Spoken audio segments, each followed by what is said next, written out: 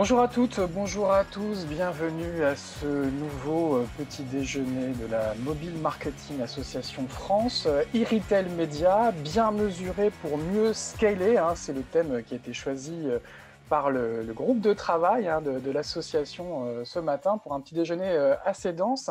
Et on va en parler avec Tanguy Le Faller, qui est co-lead de ce groupe de travail. Bonjour Tanguy, tu peux allumer ton micro, comment vas-tu ? Bonjour, Malgré bonjour les à vacances. tous. Malgré les vacances, malgré la pandémie, le groupe de travail de l'association est particulièrement actif et vous nous avez concocté ce matin un programme très dense.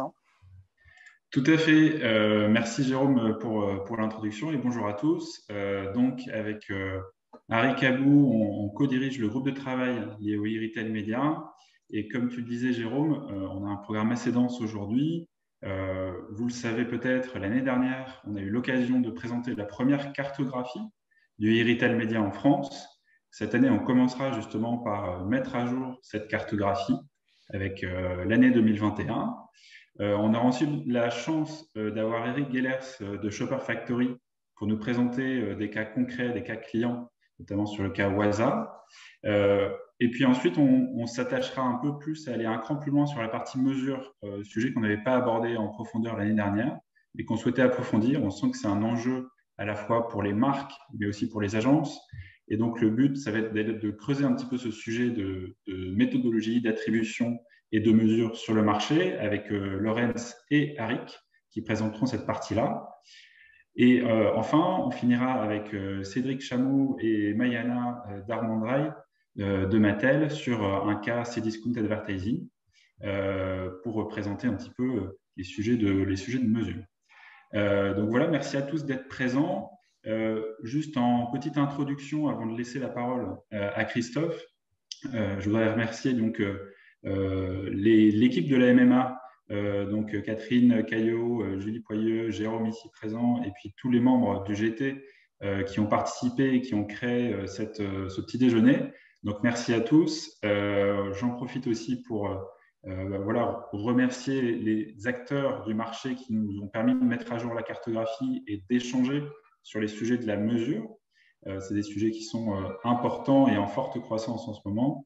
Donc, merci à tous. Et puis, je vais laisser du coup la main à Christophe pour commencer cette partie de cartographie, notamment avec les chiffres clés. Et puis, je reprendrai un petit peu sur la cartographie, les changements qui ont pu arriver depuis l'année dernière.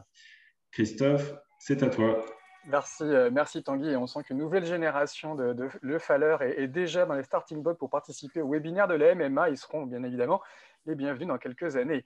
On va donc parler de la cartographie 2021 du Retail Media avec Christophe Lemarchand. Bonjour Christophe, est-ce que tu es là? Est-ce que ton micro est allumé? Bonjour Jérôme, oui, il me semble. Tout va bien, le son est là. Déjà une deuxième édition de cette cartographie. Exactement, il nous semblait important en 2021 par rapport à l'année dernière de faire un update puisque vous le verrez, il y a eu beaucoup de changements. Et en guise d'introduction par rapport à cette cartographie, il nous semblait vraiment pertinent de rappeler quelques éléments de contexte avec les principaux chiffres clés du marché. Tout d'abord avec l'e-commerce, tout le monde le sait, mais ça a été une année dominée par la crise de la Covid-19 et dans laquelle finalement le e-commerce a joué un rôle central alors que de nombreux magasins étaient fermés. Aussi, avec 8,5% de croissance, les ventes sur Internet ont atteint donc 112 milliards d'euros de chiffre d'affaires. Alors, c'est une croissance moindre que les années précédentes, puisqu'on était aux alentours de plus 10, plus 15. Et c'est aussi un bilan un peu contrasté, puisque la vente de produits a progressé de plus 32%, et c'est un marché qui représente 61 milliards d'euros de CA, alors que les services, notamment si on pense au tourisme, au travel ou à la billetterie, a connu une baisse de moins 10%. Ce qui est intéressant également, les crises sont aussi des accélérateurs de tendance, c'est que le e-commerce représente déjà 13,4% du commerce de détail et c'est pratiquement un gain de 4 années de croissance si on se réfère au point de croissance des années précédentes.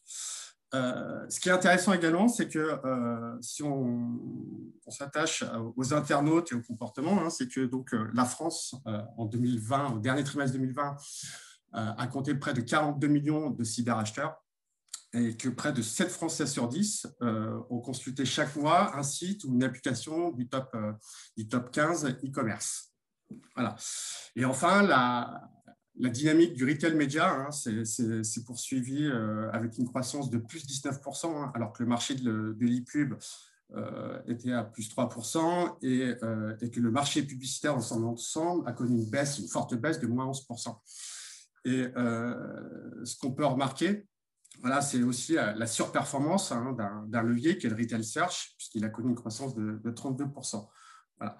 Donc maintenant, le retail média en 2020 voilà, a pesé à peu près 486 millions d'euros de chiffre d'affaires et la tendance pour 2021 est aux alentours de plus 15, entre plus 15 et plus 20%. Voilà. Voilà. Alors, qu'est-ce qui peut expliquer aussi cette... C'est à peu près 10% du marché de la pub digitale aujourd'hui. Hein, ouais, on est à 8% à peu près. On est à peu près à 8% du marché de l'e-pub en France versus 7% en 2019. Voilà.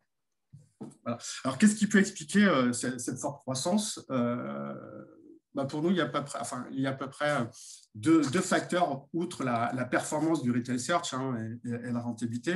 C'est avec cette puissance en termes d'audience, c'est que les sites et les plateformes e-commerce sont devenus des marques médias à part entière.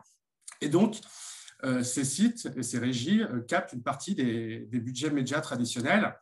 Et le deuxième facteur, c'est l'accélération, la digitalisation du trade marketing. Et on l'a vu avec un transfert de ces budgets vers le retail média. Et donc, cette accélération a été... Si on peut passer le slide suivant, pardon. Voilà. Et cette accélération des campagnes en e-retail a été particulièrement marquée pour les marques en FMCG, puisque nos amis de Tatagram nous indiquent des chiffres extrêmement intéressants pour ce secteur. Sur la période septembre 2020, février 2021, c'est près de 550 marques qui ont communiqué en e-retail media. C'est 3 fois plus que l'année dernière. Et si on s'attache à regarder dans les grands rayons, c'est 131 marques pour les produits frais, c'est à peu près 142 marques pour les liquides, 78 pour la santé bien-être et 177 pour l'épicerie. Donc voilà, on voit une vraie accélération des marques en FMCG au cours des 6 derniers mois. Voilà pour l'introduction et je vais laisser la parole à Tanguy pour la présentation de la cartographie 2021. Suspense. Alors, comme l'année dernière, et merci Christophe pour l'introduction sur le marché, on a repris un petit peu la même organisation. C'est-à-dire qu'on se parle d'une cartographie du retail média qu'on a séparé par secteur, en tout cas en termes de grands secteurs. On a sur la partie gauche donc, les retailers alimentaires, donc la GSA dans son ensemble. Ça va un peu plus loin parce qu'on a des nouveaux retailers, et on en parlera, qui sont peut-être B2B, qui sont peut-être un peu plus spécialisés. On a au centre aussi les acteurs généralistes, peut-être les plus connus, ou ceux dont on parle parfois le plus, comme Amazon, Cdiscount, Rakuten et eBay. On a toute une partie consumer electronics. Alors, qu'est-ce qu'on met dans consumer electronics? C'est l'électroménager, qu'il soit petit ou gros. C'est l'IT, c'est l'informatique dans son sens large. On sait que ça a eu des croissances importantes aussi en 2020, avec notamment le télétravail et le fait de s'équiper à la maison. On a ensuite la catégorie d'ameublement, l'animalerie de manière un peu plus spécifique, tout ce qui est vente privée, qui est un territoire qui était déjà assez développé depuis quelques années et qui a aussi le vent en poupe avec la croissance du e-commerce. Et puis enfin, 2 catégories, le bricolage et tout ce qui est jeux, jouets, aussi où on retrouve certains acteurs. Donc on l'a bien cadré toujours par secteur. Ce qui est important aussi de garder en tête, c'est qu'on a des différences entre les secteurs, et vous le verrez dans cette cartographie, et c'est pour ça qu'on a voulu garder cette vision sectorielle. Donc, en première partie, on s'intéresse à toutes les possibilités d'activer en tant que marque, d'être présent et d'acheter du e-retail média sur les sites des distributeurs eux-mêmes, donc sur les sites de Carrefour, sur les sites de Système U, sur les sites d'Amazon, sur les sites de Conforama, etc. Donc, c'est toute la partie bleue, la partie haute de cette cartographie, l'activation média sur les sites du retailer, où vous le voyez, on a de plus en plus de retailers par rapport à l'année dernière, et ces retailers vont soit développer des solutions en interne et donc commercialiser eux-mêmes leurs inventaires publicitaires, soit céder de technologies tierces et donc de partenaires pour aller monétiser leur audience. Et donc, on va retrouver des différences entre certains secteurs. Dans le secteur généraliste, vous le voyez assez bien, on est principalement sur des technologies qui sont développées directement par les retailers, donc sur des filiales qui ont développé leur propre technologie. Et puis sur l'alimentaire, si on compare, mais aussi sur le consumer electronics, on a plus d'appui de la part de partenaires parce qu'on a des retailers qui sont brick and mortar la plupart du temps, donc tout le temps, et donc sont dans une logique où ils se sont aidés de technologies et de spécialistes sur le sujet. Et on le voit, on peut avoir des acteurs comme Criteo, comme Budgetbox, par exemple, comme Aiko, qui sont qu'on peut appeler des retail tech et qui vont aider les retailers à monétiser leurs audiences. Donc voilà pour cette partie. Les petits chiffres que vous voyez tout en haut, c'est l'audience médiamétrie de février 2021. On a pris la même base pour tout le monde pour donner la puissance et l'audience dont parlait Christophe tout à l'heure, le poids finalement de ces retailers sur les visiteurs uniques qui viennent tous les mois sur ces sites. Voilà pour la partie haute. Et pour la partie basse, on va s'intéresser maintenant à l'utilisation de la data de ces distributeurs. Ces distributeurs s'appuient sur leurs données, données de navigation, données de vente, pour aller proposer aux marques de s'intégrer dans le parcours consommateur, mais en dehors de leur site. Donc, on va trouver des campagnes d'activation grâce à la partie basse qui arrive ensuite, d'activation en dehors des sites des retailers, mais basées sur la data de ces distributeurs. Donc, si on prend un exemple avec Relevancy, Relevancy va pouvoir finalement activer la donnée du groupe Casino au sein d'un univers digital et programmatique, mais en dehors des sites Casino Drive, par exemple. Et c'est le cas pour tous les autres, d'Amazon Advertising, de Carrefour Media, d'Emedia Center, par exemple. Et donc là, vous le voyez, on a déjà une première différence, c'est qu'à l'inverse du on-site qui est déjà créé chez tous les retailers qu'on a listés ici, le off-site, donc l'activation média en dehors des sites des retailers, lui n'est pas forcément développé de manière miroir à chaque fois. Pourquoi? Parce que les retailers qui commencent sur le e-retail média, souvent vont commencer par cette partie on-site qui est peut-être plus facile d'accès et qui est peut-être la plus évidente.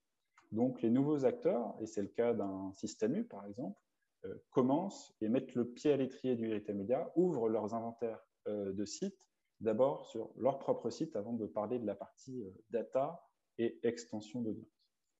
Après, si on détaille un petit peu plus, on a des couleurs légèrement différentes sur la partie haute, sur l'activation média, sur les sites des retailers. Pourquoi? Parce qu'on a voulu distinguer deux choses différentes. On a voulu distinguer tout ce qui s'apparente à du display et du search de manière un peu standard, donc que ce soit de l'achat CPM, de l'achat au forfait ou de l'achat au clic, du CPC, de tout ce qui est lié uniquement à de la partie promotionnelle ou qui est toujours lié à de la partie promotionnelle ou jeu, donc des acteurs comme Media Performance, comme Multicart, comme Budgetbox qui vont proposer des solutions vraiment dans ce cadre-là, dans un cadre lié à de la promotion ou à du jeu. Donc, c'est la petite différence qu'on voit sur la partie haute. Et après, on a regroupé tout ce qui est à la fois display et native ads, search, dans la partie un peu plus grisée et, que vous avez sur le dessus. Donc, voilà un petit peu l'idée de cette cartographie. Ce qu'on peut y retenir en termes de points de différence aussi par rapport à l'année dernière, c'est déjà qu'on a de plus en plus de distributeurs qui se mettent au sujet du e-retail média. L'accélération du e-commerce a fait qu'il y a de plus en plus de shoppers et de Français qui arrivent sur ces sites. Et donc, c'est une possibilité d'aller monétiser cette audience. Et de plus en plus de retailers le comprennent. Comme je disais, le on-site reste la clé d'entrée à la commercialisation pour les nouveaux entrants, des retailers nouveaux entrants sur le sujet. Ils commencent souvent par cette partie on-site sur le site. J'essaye de monétiser une partie de mon audience. On a quand même du développement du e-retail média sur l'extension d'audience, plutôt pour des retailers qui sont un peu plus présents depuis un peu plus longtemps. donc toute la partie off-site, la partie basse de la cartographie. Et puis, 3 autres petits points qu'on voulait souligner dans cette année, c'est d'abord un début de plateformisation de l'offre e-retail média. Jusqu'à maintenant, l'offre e-retail média a été très gré à gré, très manuelle, et elle devient de plus en plus dynamique via des plateformes. C'est comme ça a été le cas sur d'autres acteurs. Sur d'autres acteurs du digital, on connaît les Google, les Facebook qui se sont construits sur cette partie plateforme. C'est une tendance forte du marché du retail média, cette plateformisation. On a aussi un début de reprise en main de la part des retailers, de certains retailers, de leur propre commercialisation. Parfois, ils se sont aidés de partenaires, mais aujourd'hui, certains essayent de reprendre, on va dire, le lead sur cette partie de commercialisation avec une force commerciale propre et un contrôle sur ce qui est fait sur leur environnement ou sur leur data. Et enfin, dernier point et non des moindres, toujours des projets de développement. On a mis aujourd'hui les acteurs qui ont une offre e-retail média à date. On sait qu'il y a pas mal de projets, Castorama notamment, et d'autres acteurs qui se lancent sur cette partie e-retail média. Et on sait que cette tendance va s'accélérer jusqu'à les mois et les années prochaines. Voilà un petit peu ce qu'on pouvait dire. Ah, il y a une coupure de son. Peut-être qu'avec Christophe, on peut juste terminer cette partie sur la cartographie. Christophe, tu m'entends? Oui. L'un des grands enjeux des prochaines années, ça va être d'étendre l'offre e-retail média et de convaincre toujours plus de e-marchands, peut-être aussi un peu mid-market, d'adapter leur site et de s'ouvrir à ce nouveau format. Oui, je pense, un peu comme disons le programmatique il y a quelques années, c'est-à-dire on a des leaders en termes d'audience et de nombre de clients, et puis là, ce qu'on est en train de voir, c'est vraiment la mid-tail en e-commerce qui est en train de s'équiper. Voilà, il y a plusieurs acteurs spécialisés comme Citrus Ad, Trigger qui proposent voilà, de monétiser l'inventaire et l'audience des sites e-commerce mid-tail. Avec un gros potentiel, évidemment, pour les prochaines années. Avec un gros potentiel, puisqu'on ne va pas revenir en arrière, c'est sûr. Après, tout l'enjeu, ça va être aussi, je pense, on le verra avec Vadim, ça va être aussi d'harmoniser un petit peu l'ensemble des formats. Hein, de mesurer pour mieux scaler. Exactement. Et au-delà de l'harmonisation, ça va être aussi tout l'enjeu de la mesure, puisque vous allez le voir, il y a des vraies différences de méthodologie. C'est une forte demande du côté justement de la demande, cette normalisation? Alors, la normalisation et la mesure, puisque à un moment, on ne peut pas mesurer des choux et des carottes, et si on peut pas comparer plusieurs retailers, c'est compliqué de faire les bons arbitrages budgétaires. Donc, l'enjeu de la mesure en 2021, et voilà, pour faire grandir ce marché, hein, puisque c'est un marché encore relativement jeune, il est pigé depuis 3 ans, il va falloir que voilà, tout l'ensemble des intervenants puissent s'accorder sur une mesure réaliste et objective. Très bien. Merci en tout cas pour la présentation de ce baromètre 2021. Il est 9h20, on va poursuivre notre échange avec Eric Gellers. Bonjour Eric, est-ce que ta caméra et ton micro sont allumés? Bonjour à tous, c'est bon, c'est branché. On t'entend, on ne voit pas encore. Ah, écoute, c'est vrai, je viens de brancher ma caméra. Ah voilà, ça y est, formidable. Bienvenue à ce petit déjeuner virtuel de la Mobile Marketing Association. On va échanger ensemble sur un cas client, un cas Vasa. Mais avant ça, on va peut-être présenter un petit peu Shopper Factory. Alors, si je dis que c'est le trading desk retail média de Média Performance, est-ce que j'ai bon? Ouais, je pense que c'est bon. Cette entreprise. Ouais, je pense que tu as bon, effectivement. Donc, Shopper Factory, c'est le trading desk. Alors, Retail Media, oui, Média Performance. Ce qu'il faut savoir, c'est que Média Performance, en fait, c'est un acteur historique du Retail Media, mais via de l'activation Shopper en magasin physique. Pour rappeler la petite histoire? Ouais, donc c'est vraiment le Média Performance, justement, a couvert l'ensemble des enseignes de la GSA, d'accord, avec des partenariats exclusifs, pour justement pouvoir activer, déployer des campagnes en magasin, soit sous des formats print, soit sous des formats écran. Voilà. C'est des petites publicités qu'on voit dans les chariots, c'est ça, qui ont été une idée qui a été importée des États-Unis il y a 30 ans? Ouais, voilà, c'est ça, exactement. C'est Rémi qui a découvert ça, Rémi Gérin, qui est le fondateur de Média Performance. Donc, il a découvert ça aux États-Unis en 1985, donc il y a même plus de 30 ans. Tu vois, certains, ce petit déjeuner n'étaient pas encore nés. Voilà, exactement, même un certain nombre. Et donc, tu vois, c'est une longue histoire. Avec beaucoup de persévérance. Et donc, effectivement, c'est du retail média. Alors, Média Performance, c'est du retail média de l'activation shopper en magasin, mais spécialisé, enfin dédié aux marques de PGC. Donc, les magasins, c'est tout ce qui est GSA. Et les marques clientes, c'est l'alimentaire, l'hygiène et la beauté. Donc, tout ce qui se vend en super hypermarché. Et les formats, donc tu as du print. Tu peux en trouver un peu partout dans le magasin, dans les rayons, les ActiShelf, les stop rayons, sur les chariots, à l'entrée des magasins, en tête de gondole, etc. Donc, il y a pas mal de formats. Et depuis au moins 5-6 ans, il y a une arrivée massive du DOH aussi. Donc, Média Performance déploie massivement du DOH dans ses anciennes partenaires.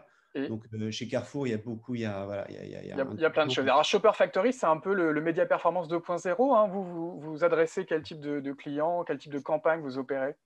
Alors, nous, l'idée, c'était de dire, voilà, donc Média Performance, justement, propose aux marques de PGC vraiment de couvrir, d'activer le shopper en magasin de manière très efficace et exhaustive.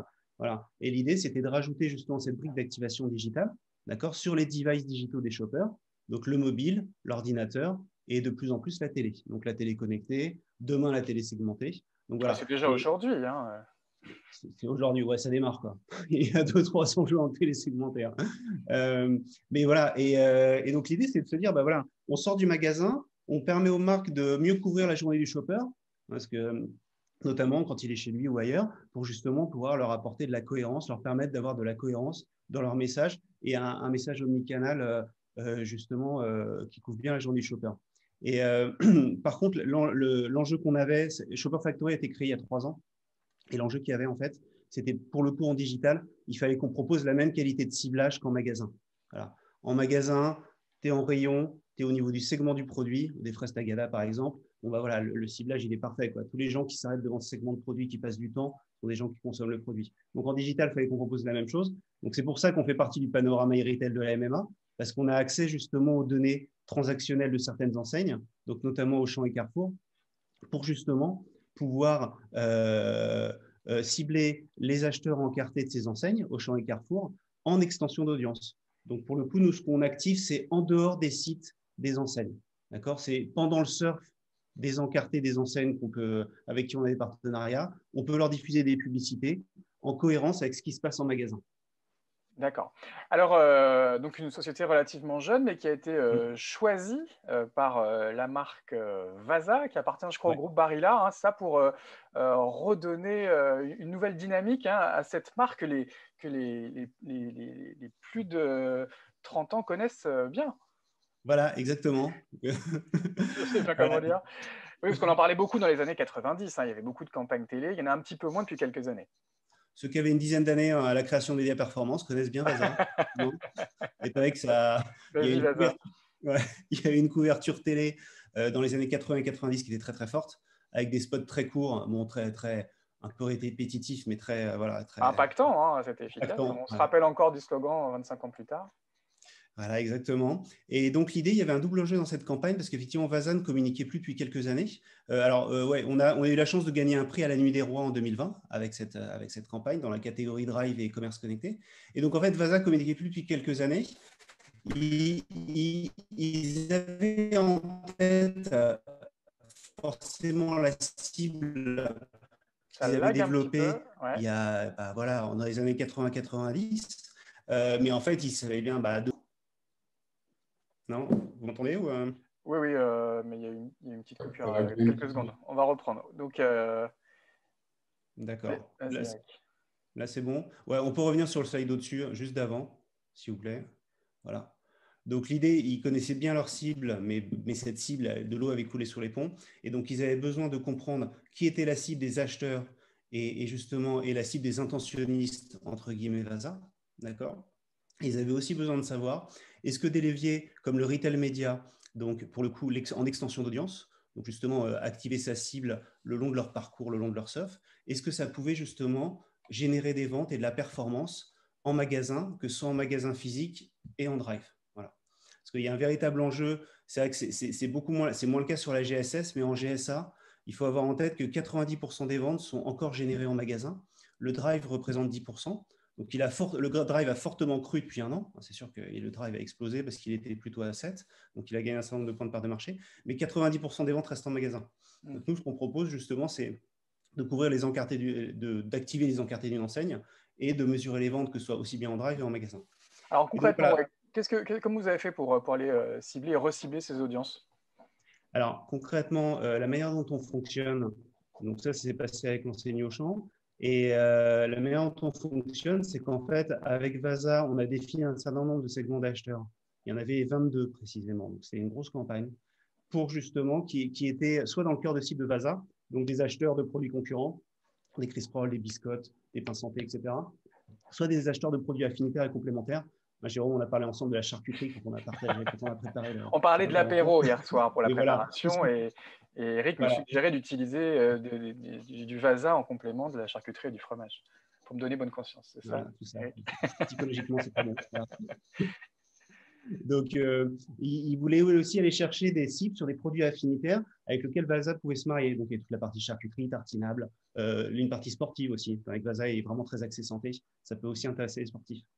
Donc, on avait 22 segments. Ces 22 segments, justement, la manière dont on travaille, c'est qu'en fait, on les intègre. Ces 22 segments viennent de la base CRM de l'enseigne. On va les intégrer dans LiveRamp et on va les digitaliser. Parce que ce sont vraiment des segments CRM. Donc, c'est nom, prénom, adresse postale, adresse email, etc. Et donc, dans LiveRamp vous permet de les anonymiser. Enfin, LiveRamp fait le rôle de tiers de confiance. On n'a jamais accès à la donnée de l'enseigne. LiveRamp les digitalise. Et donc, après, on se retrouve justement avec les mêmes segments, donc les 22 segments, et avec un certain nombre de cookies et d'IDFA. Donc, des IDFA sont des identifiants de téléphone mobile. Oui, le cookie des apps. Voilà, le cookie des apps et des AAID pour Android. Donc, on se retrouve avec des cookies des IDFA, des AAID, tout ça anonymisé pour les 22 segments. Il faut savoir qu'avec LiveRamp, quand vous digitalisez comme ça des bases de données CRM, ça digitalise aux alentours de 40%. D'accord? Donc, on ne digitalise pas tout le monde. Mais voilà, si vous avez des segments de 500 000 ou d'1 million de shoppers, voilà, vous avez suffisamment pour faire une campagne. Donc, ces 22 segments sont digitalisés. Après, on pousse ça dans nos DSP. Cette campagne, on l'a fait sous DV360.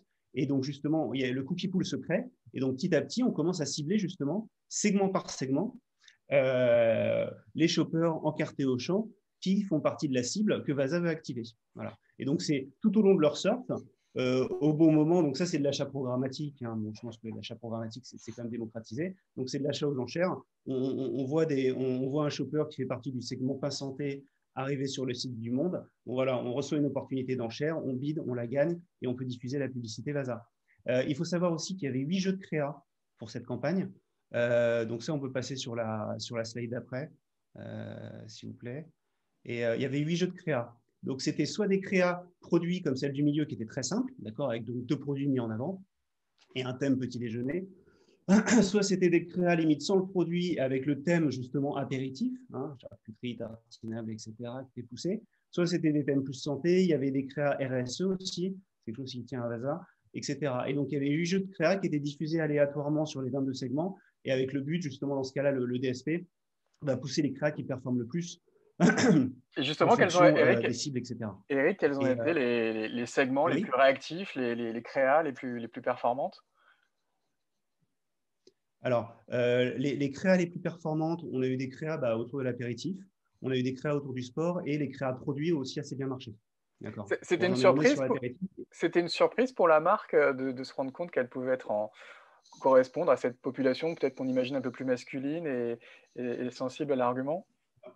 Ouais, c'était quand même une surprise parce qu'eux, ils avaient en tête quand même leur cible, justement leur cible historique, qui était plus justement une femme CSP+, urbaine, et de plus de 45-50 ans. Alors après l'âge, c'est compliqué.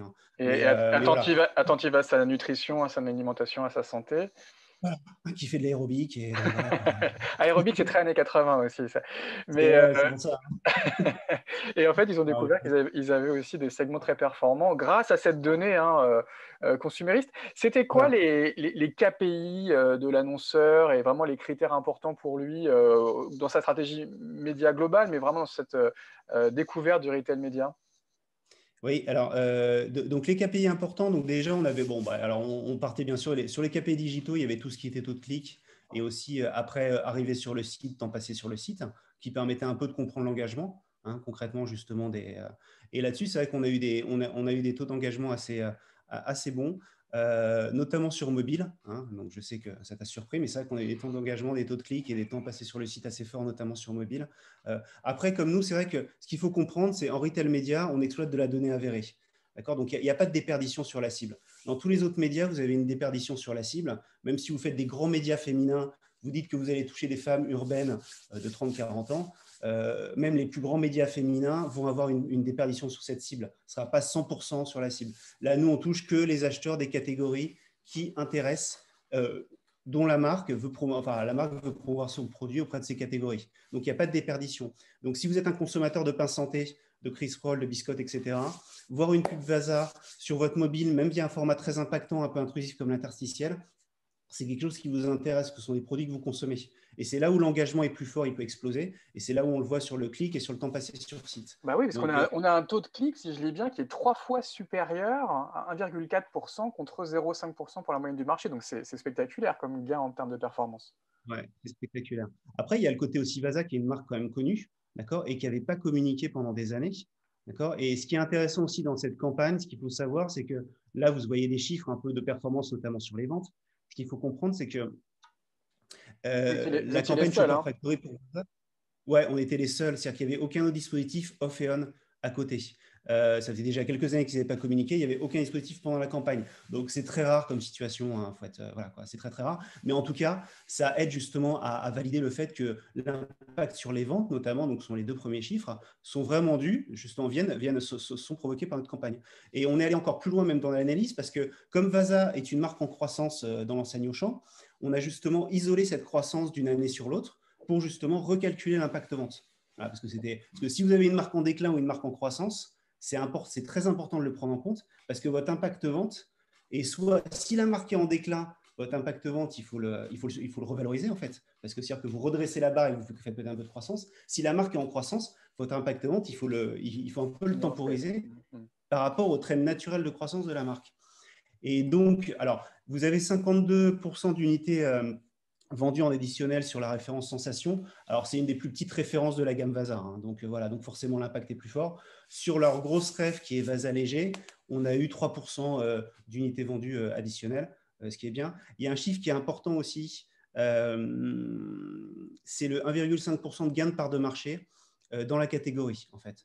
Donc concrètement, là, on a promu toute la gamme Vasa. D'accord, il n'y avait pas de. Voilà, c'était vraiment réactiver Vasa et mettre en avant toute la gamme. Et sur la gamme, on a fait gagner 1,5% de part de marché. Donc ça, c'était un super chiffre et qui, pour une marque de PGC, est très parlante et a beaucoup d'impact. Eric a des questions de spectateurs. On nous demande si la campagne était redirigée vers un site D2C, D2C ou le site d'un e-retailer. Merci. Direct to consumer ou e-retailer. Ouais, non, pour le coup, c'était. Alors, bon, il y a une petite nuance que je vais vous expliquer après. En fait, les 22 segments d'acheteurs Auchan étaient redirigés vers le site Drive d'Auchan. Voilà, c'était vraiment parce que le but, c'était quand même de voir justement si ce type de dispositif retail média en extension d'audience pouvait générer des ventes en magasin. Donc voilà, donc c'est vrai que le trafic sur les segments Auchan était redirigé vers le Drive d'Auchan. Après, on a aussi. Pardon, excuse-moi, Jérôme. Ok. Et on a aussi une question de Chloé qui veut savoir comment vous avez mesuré le pourcentage d'UC additionnel. On l'a mesuré par rapport au mois précédent, en fait. Voilà. Et on l'a aussi, c'est ce que je disais tout à l'heure, en fait, on a pris ça par rapport au mois précédent et on a repondéré par rapport à l'année précédente également. Parce que comme la gamme est en croissance, il fallait aussi repondérer par rapport à l'année précédente. D'accord. Donc, une très belle campagne, le client devait être ravi. Ouais, c'était une belle campagne. Il y a eu plein d'insights, et notamment, et c'est ça qui est très bien dans le retail média, c'est-à-dire que vous allez avoir des insights qui vont être justement, vous allez avoir de la performance au niveau des ventes, donc ça permet de dégager justement de la rentabilité. Après, vous allez avoir aussi des enseignements qui vont pouvoir être utiles, alors forcément en retail média, mais après pour tout vos marketing et votre communication. Donc, par exemple, si on passe au slide suivant, c'est ce qui est intéressant de voir. C'est après, une fois qu'on a isolé en fait les 4. Alors j'ai création les 8 segments. Excusez-moi parce que voilà, je me rafraîchis la mémoire. Donc là, j'ai mis 4 exemples, d'accord. Mais on a isolé les 8 segments en fait qui sur les 22 qui ont le plus performé en termes d'engagement. et en termes aussi d'impact sur les ventes, d'accord, ou d'impact sur les ventes en magasin. Voilà. Et donc, notamment, alors c'est vrai que là, il ne ressort pas, mais on avait le segment, alors vous avez le segment pain bio, qui est un segment assez naturel, apéritif moderne. Donc, le but, c'était de dire, derrière les acheteurs de pain bio, qui sont les gens qui se cachent? Est-ce que ce sont des femmes de plus de 50 ans qui vivent à Paris, d'accord, et qui sont CSP+, ou est-ce que ce sont plutôt des familles qui vivent en milieu rural? Et en fait, on avait tous les types de profils, en gros. Donc, ça permettait aussi d'ouvrir les chakras de Vasa en disant que c'était... voilà, oui, parce que j'allais dire, là, on parle de pub, on parle de vente, mais c'est un formidable outil de connaissance client qui va irriguer tout le département marketing de la marque et du groupe derrière. Ouais, exactement. Et donc là, c'est dommage que l'exemple n'apparaît pas, mais les acheteurs de charcuterie ont aussi très bien performé, que ce soit en engagement et en vente. Et donc, effectivement, ça irrigue vraiment. Voilà. Effectivement, ça irrigue les équipes parce que ça leur permet de mieux connaître les clients, de mieux connaître les gens qui ont de l'intérêt par rapport justement à la marque, au produit. Et après, voilà, de creuser ce sillon, qui sont des nouveaux sillons pour les équipes marketing, et de les développer, quels que soient les leviers. Pas que en digital ou en retail media. Il nous reste 2 minutes. On peut parler peut-être aussi des synergies imaginables avec les autres marques du groupe Média Performance, parce qu'il y a évidemment Shopper Factory, il y a aussi Feedme, Feedall. Vous êtes un groupe très, très actif en termes de mobilité désormais, avec des applications incontournables sur le marché. Il y a des choses intéressantes à imaginer à l'avenir? Oui, tout à fait. Alors, ce qu'il faut savoir, c'est vrai que tout ce qui est Feedme et Feedall, donc, sont des applications Shopper, qui restent dans le cœur de cible de Média Performance. Donc, ce sont des wallets de cartes de fidélité. Vous digitalisez vos cartes de fil. Vous avez des bons de réduction dématérialisés, les catalogues des enseignes dématérialisés. Donc, tout plein. Ce sont des applications plutôt servicielles pour vous aider à faire vos courses. Il y a aussi des scanners de code barre pour avoir les Nutri-Score des produits, savoir où ils sont disponibles, etc. Et donc, toutes ces applications génèrent aussi de la data avérée. D'accord. Donc, c'est de la data qui résulte de l'action réelle de l'utilisateur, d'accord, sur des choses très concrètes, assez simples, mais quand même très concrètes. Et donc, c'est justement ces données, on les onboard aussi dans LiveRamp pour pouvoir derrière les activer en programmatique et venir compléter justement ce qu'on fait avec nos enseignes de GSA partenaires. Voilà. Le trade marketing de demain, le retail média de demain, ils vont converger dans cette application qu'on aura justement en magasin? Potentiellement, oui, ces applications, elles ont vocation à grandir. C'est vrai que maintenant, elles sont encore assez spécialisées. Donc, il y a Feedme qui est un wallet, Feedme, Feedall qui sont des wallets de cartes de fil. Vous avez des flashcodes Spoonymix qui sont des flasheurs de code barre pour justement avoir les Nutri-Score, etc. Je ne sais pas si tout ça fusionnera un jour ou pas, ou si ce sera des applications séparées. Mais en tout cas, oui, c'est vraiment c'est un vrai support pour faire ses courses. Ce n'est pas uniquement orienté que promotion, parce qu'il y a des applications shopper qui sont très orientées chasse de bons plans. C'est scanner du code barre pour voir s'il y a des réductions ou pas. Nous, on apporte plutôt un service global à l'utilisateur. Donc, dans ce service, il y a aussi des bons de réduction, mais il y a plein de services pour vous faciliter justement, faciliter aux shoppers les courses du quotidien. Très bien. On va mettre votre dernier slide peut-être avec votre adresse de signature. Eric, on voit que vous ne travaillez pas uniquement avec Vasa. Non. On a bien progressé. On fait beaucoup d'alimentaire, d'accord, mais et aussi de plus en plus des marques d'hygiène, voilà, et de beauté. L'alimentaire reste le socle, et c'est vrai qu'on a tout type de campagnes. On a beaucoup de campagnes en bundle, donc avec couplé magasin et digital. On a des campagnes en standalone digital aussi, quand même. Voilà. Et donc, oui, on se développe bien. On a eu la chance en 2020 de faire une belle année. Voilà, malgré le contexte, etc. Une année très bizarre parce qu'elle a démarré très tard, forcément après le premier confinement. Donc, c'était super strange.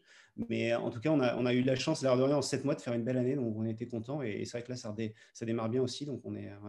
Et on espère que vous signerez bientôt avec des marques de charcuterie pour faire des bundles spéciaux apéro. Merci en tout cas, Eric, pour ce témoignage de shopperfactory.fr.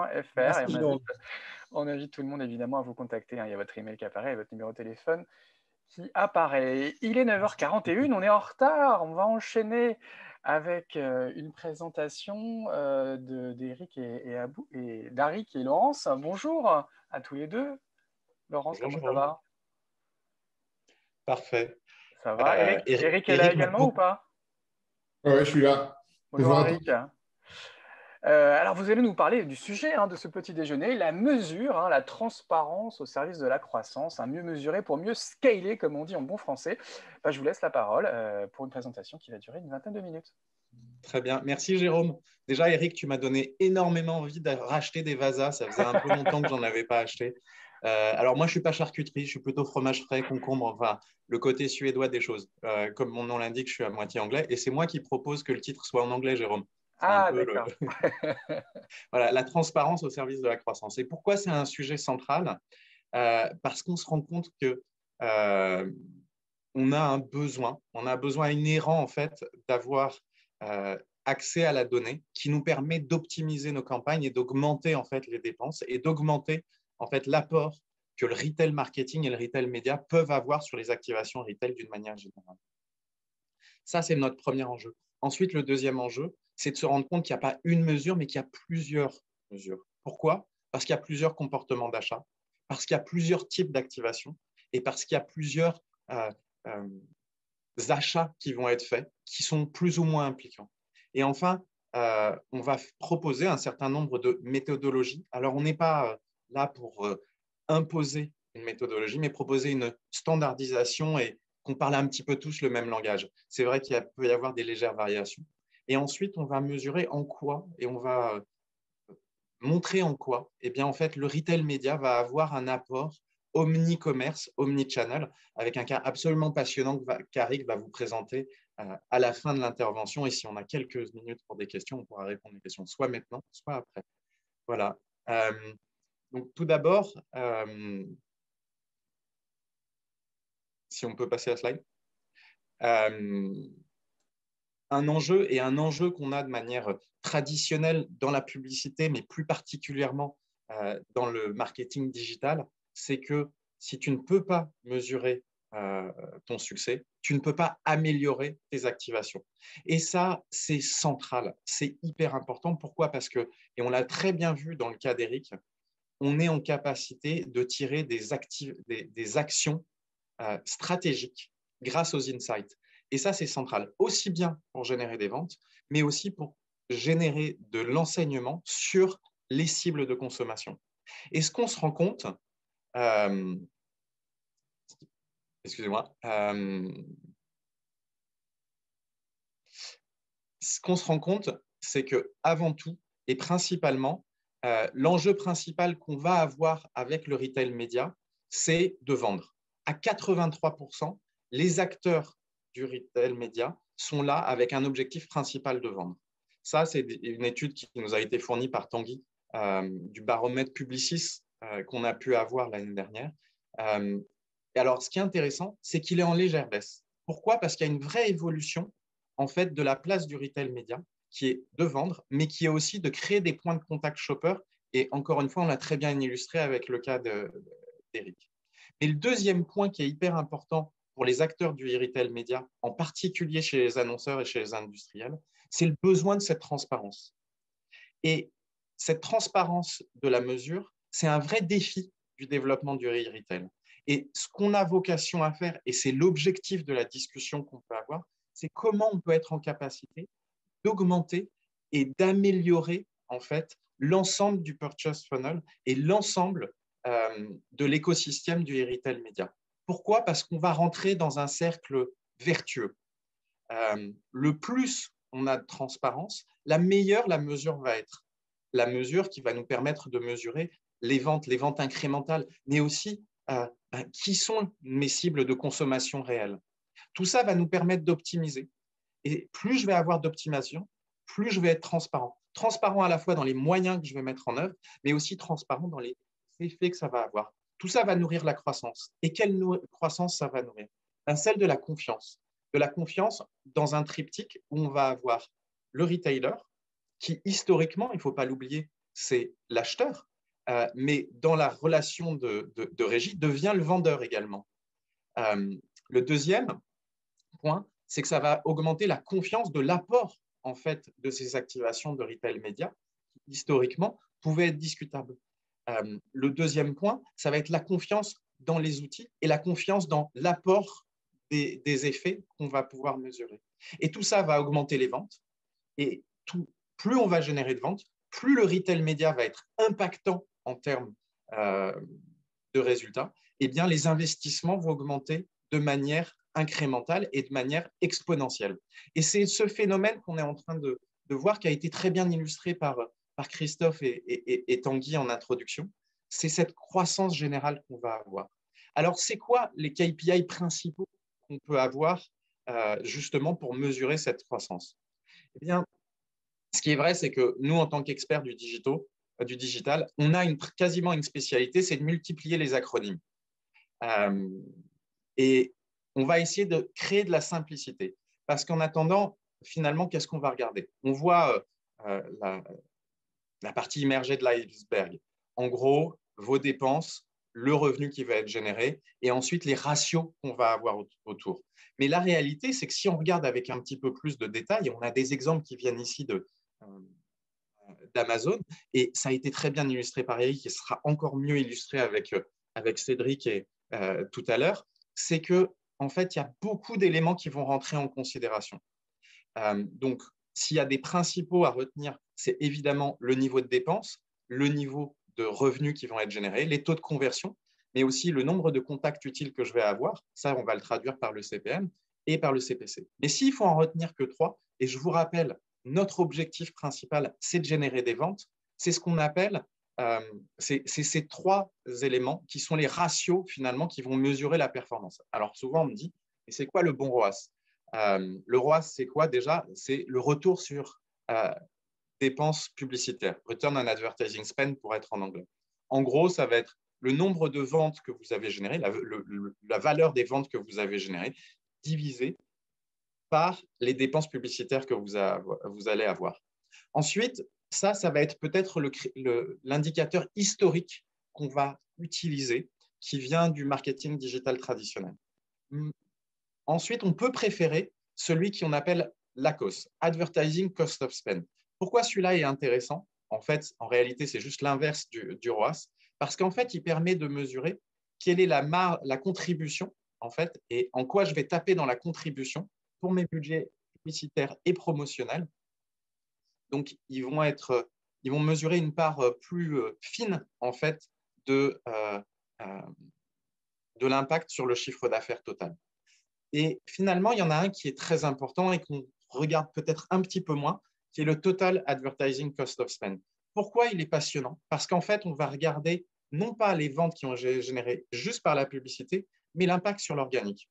Une des grosses différences entre la publicité e-retail et la publicité traditionnelle, c'est qu'en fait, la publicité e-retail va avoir un impact sur les ventes organiques et les ventes organiques long terme. Donc finalement, ça nous permet d'avoir un apport plus long terme sur la contribution en termes de vente. Donc voilà, pour simplifier, des formules simples à appliquer et appliquer de manière universelle. Ensuite, souvent, on me demande des benchmarks. On peut nous demander beaucoup de benchmarks. Eh bien, vous avez des clients qui sont extrêmement performants avec des ROAS à 4 et d'autres qui sont très peu performants avec des ROAS de 25. Voilà, ça dépend vraiment des industries, ça dépend vraiment des différents types d'activation qu'on va avoir. Pourquoi? Parce qu'en fait, on se rend compte qu'il y a des comportements qui vont être différents en fonction du consommateur, du comportement du consommateur et en particulier de son circuit d'achat. Pourquoi? Parce que si on veut schématiser, on a 2 principaux circuits d'achat. Un circuit d'achat e-commerce pure player, c'est Discount, Amazon, Rakuten, eBay, par exemple, pour les citer.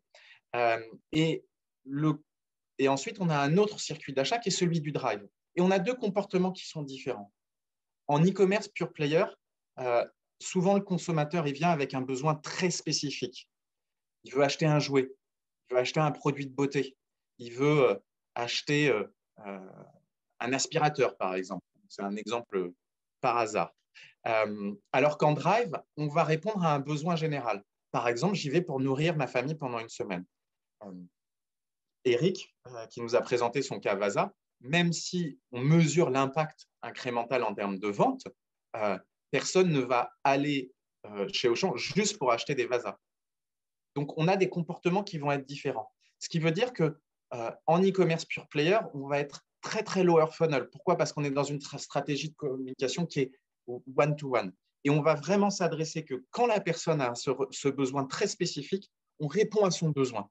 Pour rappel, les sites de e-retail sont devenus des nouveaux moteurs de recherche. En Drive, on va avoir une stratégie de communication qui va être plutôt du one-to-few ou du one-to-many, avec des logiques de on-off, souvent couplées avec des activations promotionnelles.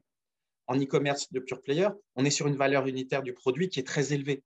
Quand vous achetez un jouet, bon, c'est entre 15 et des centaines d'euros. Quand vous êtes en Drive, la valeur unitaire de chacun des produits que vous achetez est très faible, qui ne serait pas rentable sur de l'e-commerce traditionnel.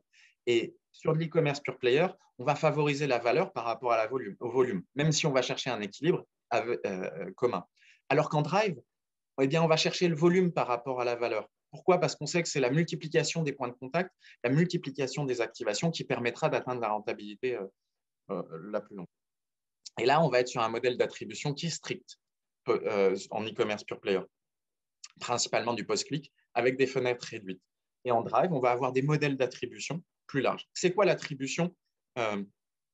Pour simplifier, c'est j'ai un point de contact publicitaire, ensuite j'ai une vente, eh bien c'est le poids que je vais donner aux différents points de contact que j'ai pu avoir auparavant. Pour simplifier, on va opposer le post-click, le post-impression, et ensuite on va avoir des fenêtres. Les fenêtres, c'est quoi? C'est jusqu'où je vais aller en arrière pour mesurer l'apport qu'on peut avoir. Donc, c'est pour ça qu'il va falloir avoir, en fonction des différents circuits d'achat, des approches qui sont différentes.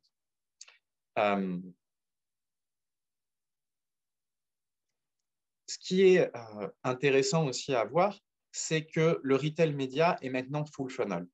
On l'a vu avec le cas d'Eric, mais c'est de plus en plus fort. La force du e-retail média, c'est la data shopper. Et la richesse qu'on peut avoir, eh bien, c'est la capacité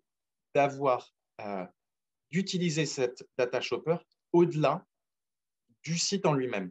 Pourquoi? Parce qu'on se rend compte qu'on va impacter l'achat avant même que le consommateur soit sur le site. Et c'est le moment le plus important. Encore une fois, quand vous êtes Vasa, eh bien, vous n'achetez pas, vous n'allez pas dans le magasin pour acheter du Vasa, mais en fait, si vous avez été impacté avant, si les cibles d'audience ont été impactées avant, eh bien, vous serez plus à même d'acheter vos produits en magasin ou sur le Drive. Donc, il y a cet effet à prendre en considération. Alors, pour l'instant, si on est parfaitement honnête, et si on prend les chiffres en particulier d'Amazon, qui est quand même très représentatif de l'e-retail média d'un point de vue global, presque 90% des activations se font en lower funnel. Mais le chiffre et l'impact que va avoir le e-retail média sur l'ensemble du funnel ne va faire que grandir dans les années à venir. Et ensuite, ce qui est important, c'est de se rendre compte que cette data qu'on va utiliser, eh bien, on va l'utiliser de manière différente en fonction des différentes étapes du site. Et il faut avoir des attentes qui sont différentes. Si vous voulez impacter votre marque, si vous êtes en phase de création de la notoriété de votre marque ou de votre produit, eh bien, vous utilisez de la vidéo. Mais ne mesurez pas les ventes immédiates, sinon vous serez déçus.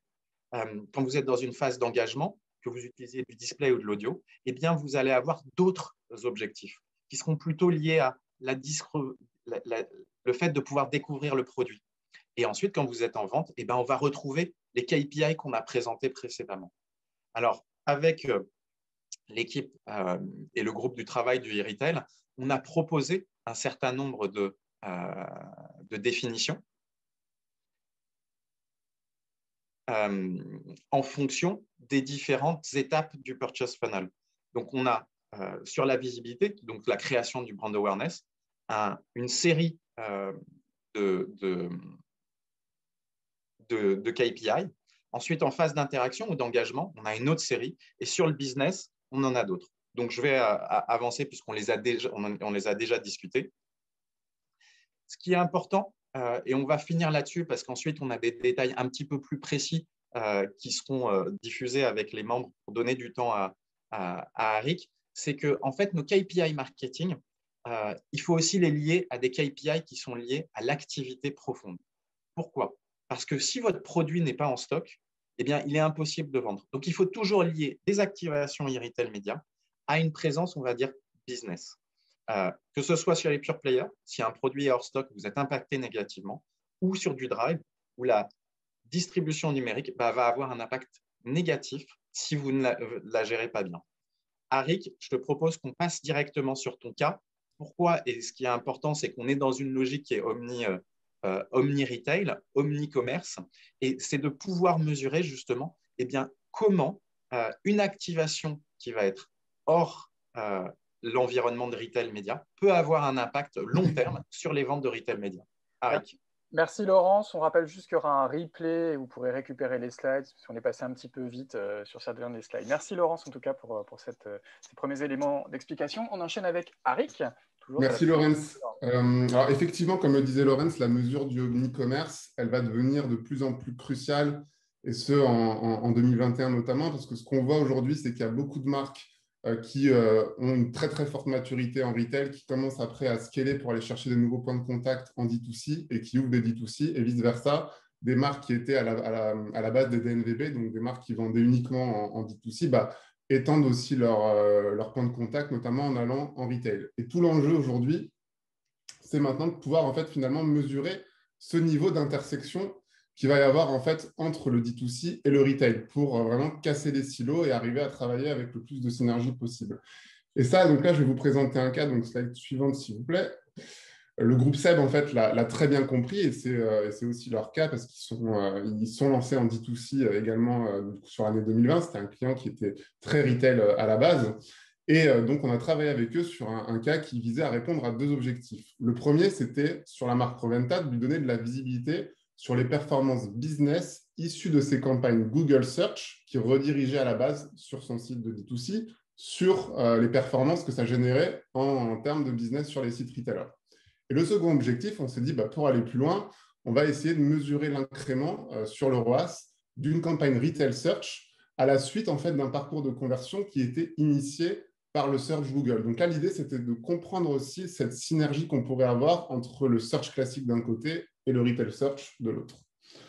Donc sur le premier objectif, donc là, slide suivante, s'il vous plaît, on s'est appuyé, et en tout cas, on a travaillé avec Criteo, avec notamment une solution qu'ils ont lancée qui s'appelle Criteo Sales Attribution. Mais cette solution-là, vous pouvez aussi la retrouver sur Amazon avec Amazon Attribution. C'est juste qu'à l'époque, Amazon n'était pas encore disponible.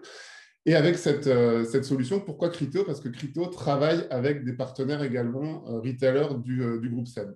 Donc, on a intégré en fait un tracking, donc ce qu'on appelle un click command d'un point de vue un peu plus technique, sur les URL de redirection des campagnes Search Google qui redirigeaient sur le D2C, afin d'en mesurer en fait les clickers et de pouvoir après, par la suite, suivre ces clickers pour savoir si du coup, ils allaient bien sur le D2C, s'ils convertissaient, et s'ils ne convertissaient pas, de les retrouver après derrière sur les sites retailers du réseau Criteo pour en apprécier du coup aussi cette performance. Et ça, c'est très important parce que ça permet en fait de donner une visibilité à la performance d'une campagne Search Google au-delà en fait de son objectif premier, c'est-à-dire sur le site D2C. C'est quelque chose qui est complètement blind en fait aujourd'hui dans les outils de Google et qu'on pourrait qualifier finalement de shadow en fait conversion.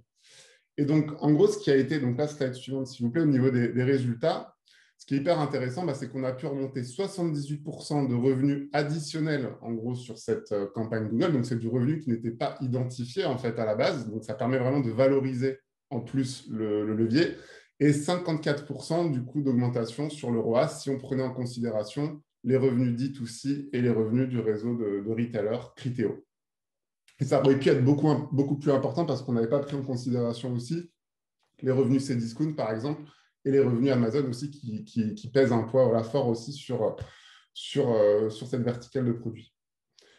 Et comme je disais, on a été donc plus loin en fait sur ce cas. On s'est dit, tiens, on va isoler du coup ces clickers de notre campagne SEA et on va un peu les travailler sur deux typologies de bassins. Un bassin qui allait être exposé après par la suite à une campagne Retail Search, c'est-à-dire quand les personnes après se rendaient sur les sites de retailers du réseau Criteo, on leur exposait du coup une campagne Retail Search, et un autre bassin de population qui lui n'était pas exposé, pour mesurer vraiment cette incrémentalité en termes de taux de conversion d'un côté et aussi de business généré en incrément de l'autre, pour vraiment mesurer l'impact finalement de mon Retail Search dans un parcours de conversion initié par le Search Google.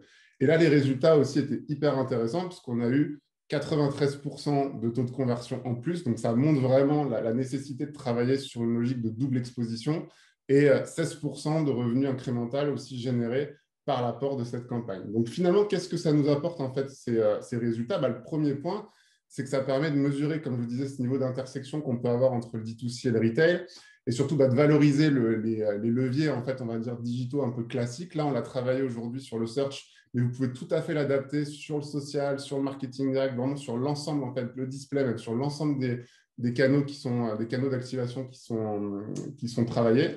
Et ça permet également aussi de se dire demain, peut-être, je vais peut-être travailler sur une optimisation beaucoup plus profonde qui est sur une optimisation total ROAS. C'est-à-dire que mon search, je ne vais peut-être pas l'optimiser uniquement sur le ROAS D2C, le ROAS D2C uniquement, mais sur cette notion de total ROAS qui intègre également les données de vente issues de mes retailers. Si je veux vraiment avoir une réflexion et une stratégie en fait globale commerce. Et le dernier point, ça a montré aussi l'efficacité finalement du retail search dans un parcours de conversion qui lui était initié par le Google Search et cette bonne synergie finalement qu'il y a entre le retail, le search d'un côté et le retail search de l'autre. Voilà en gros pour ce cas. Très bien, merci beaucoup Henrik pour tous ces éléments chiffrés. Et on rappelle, vous pourrez récupérer les slides parce qu'Henrik a dû aller un peu plus vite. J'ai dû aller un peu vite. Prévu. Mais vous pourrez retrouver évidemment tous ces chiffres. Mais on retient qu'ils sont bons, Henrik. Très bon. Et c'était une première et ça montre en tout cas la nécessité de travailler en synergie et de casser ces silos parce qu'aujourd'hui, c'est vrai que dans les organisations, souvent le D2C est d'un côté, le retail d'un côté, le média national de l'autre. Et aujourd'hui, on voit vraiment qu'en fait, tout ça se parle en bonne synergie, qu'il faut qu'on arrive à travailler sur ces logiques-là et ces modèles-là, ces nouveaux outils qui sont aujourd'hui, qui se mettent en place sur le marché, permettent en fait de travailler cette réflexion et d'aller un cran plus loin. C'est ça, et comme disait Peter Drucker, donc si on ne peut pas mesurer, on ne peut pas optimiser. Et Henrik mesure et optimise, évidemment, pour ses clients.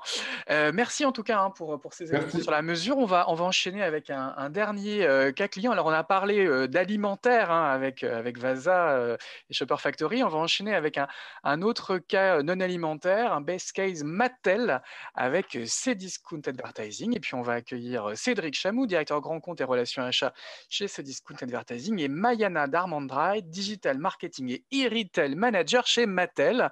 Bonjour à tous les deux. Bonjour à tous. Bonjour, on vous voit on sait bien, il y a l'image, il y a le son, c'est parfait. Vous avez préparé vos slides, peut-être que vous pouvez vous présenter en 2 mots. Mayana, Mattel est une grande marque évidemment qu'on connaît pour son univers du jouet. Exactement, donc moi je travaille chez Mattel, c'est une entreprise américaine, en effet spécialiste du jouet, donc une entreprise, on a fêté nos 75 ans l'année dernière. Et vos clients sont plus jeunes, la plupart des gens en fait oui, un peu. Enfin, quoique, on a les grands-parents qui sont très consommateurs de jouets, donc ça c'est une suite hyper importante pour nous.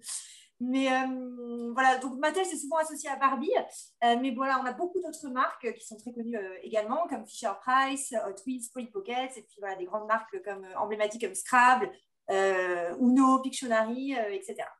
D'accord. Une marque évidemment des marques que tout le monde connaît. Cédric également, en quelques mots de présentation. Oui, donc moi je suis en responsabilité sur le retail média au sein de Cdiscount Advertising. Avec une casquette cette année très importante et très forte sur l'accompagnement des grandes marques et des top comptes de la régie et également sur la relation achat et centrale d'achat.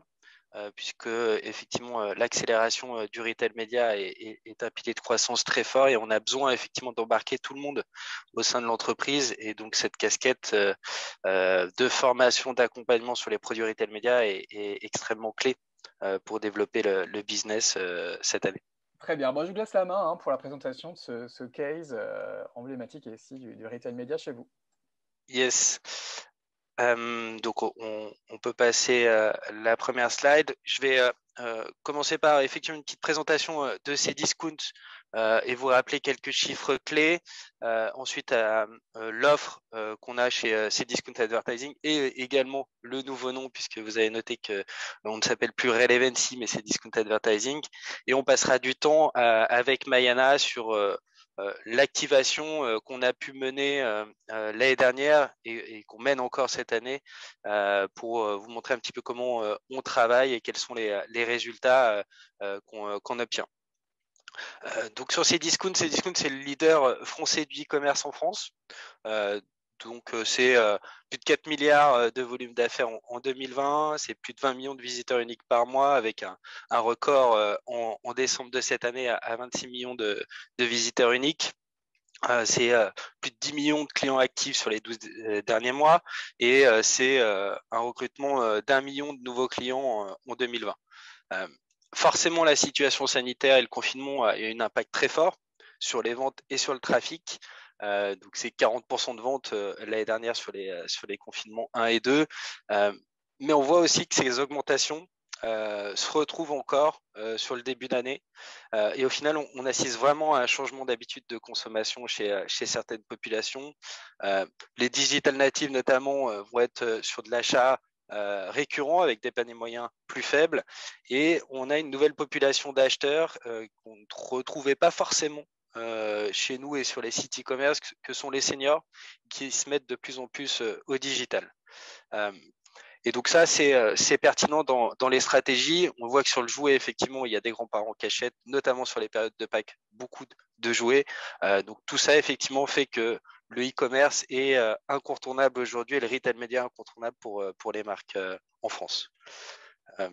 Pour poursuivre sur ces discounts, donc on a aujourd'hui des catégories qui ont fortement bénéficié de l'effet confinement. Le sport, le bricolage, l'alimentaire, la décoration et même le jouet. Et ces catégories-là ont besoin d'être travaillées très spécifiquement, avec une identité forte, un UX spécifique, puisque la navigation est notamment sur certaines catégories comme l'alimentaire ou le sport différente, et à l'opposé de ce qu'on peut avoir par exemple sur une catégorie high-tech. Et donc là-dessus, effectivement, il y a un gros travail qui a été fait chez Cdiscount, avec des ambitions très fortes d'être rapidement leader sur ces verticales en France. Et ça se traduit aussi par des campagnes TV.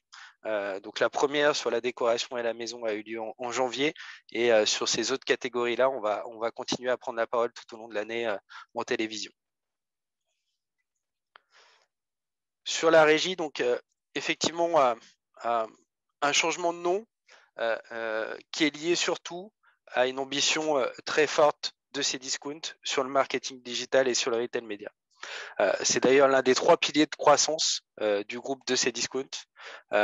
Et donc, on a souhaité consolider l'ensemble de nos activités du marketing digital, c'est-à-dire tout ce qu'on faisait côté marketplace auprès des vendeurs marketplace, tout ce qu'on faisait côté régie auprès des industriels des marques, sous une même entité. Donc, c'est aujourd'hui une centaine d'experts, à la fois marketplace, régie, data, support, etc., qui proposent l'ensemble de nos offres aux industriels et aux vendeurs. Donc c'est beaucoup d'ambition autour de ce nouveau nom, et c'est un pilier effectivement sur lequel Cdiscount veut vraiment s'appuyer pour développer son business et améliorer très fortement sa rentabilité sur les années à venir.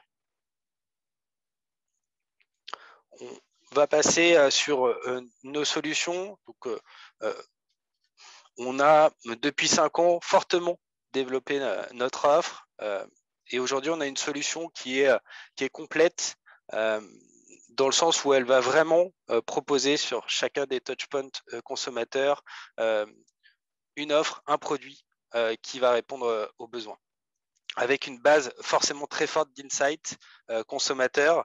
Et ça, c'est une des grosses forces aussi du retail média et de l'offre des retailers, c'est cette capacité à remonter tous les signaux de consommation ou de future consommation, qui permettent effectivement de travailler des plans à la fois sur des enjeux de notoriété ou de considération. Et donc ça, effectivement, on a développé l'année dernière notre propre DSP qui embarque la data de Cdiscount, donc une offre DSP qui permet d'adresser en vidéo, en display sur l'ensemble du web français avec la data Cdiscount des publicités. Une offre social shopper qu'on a développée en fin d'année dernière et sur lesquelles on a beaucoup d'ambition, mais également tous les enjeux de performance et de business qui sont travaillés avec notre plateforme, notre propre plateforme également de Retail Search, Collaborative Ad, sur lesquels on a des très bonnes performances depuis le début d'année. Et la grosse nouveauté de 2021, qui est le live stream, qu'on appelle, nous, le live shopping, tout simplement parce qu'on en a fait une offre, pas seulement de présentation de vidéos d'une marque auprès des consommateurs sur Cdiscount, mais surtout un plan média associé qui va aller chercher du consommateur en dehors de Cdiscount, qui va utiliser des leviers effectivement de visibilité sur Cdiscount en trade, du search, du social, pour générer du buzz autour de ce live et également autour du streaming de ce live qui est repris sur l'ensemble des fiches produits. Beaucoup d'ambition autour de ce sujet. On pense vraiment qu'aujourd'hui, les consommateurs cherchent de l'interaction avec les marques et les marques, elles ont très peu de liens au final avec le consommateur final, à part avec les vendeurs en magasin.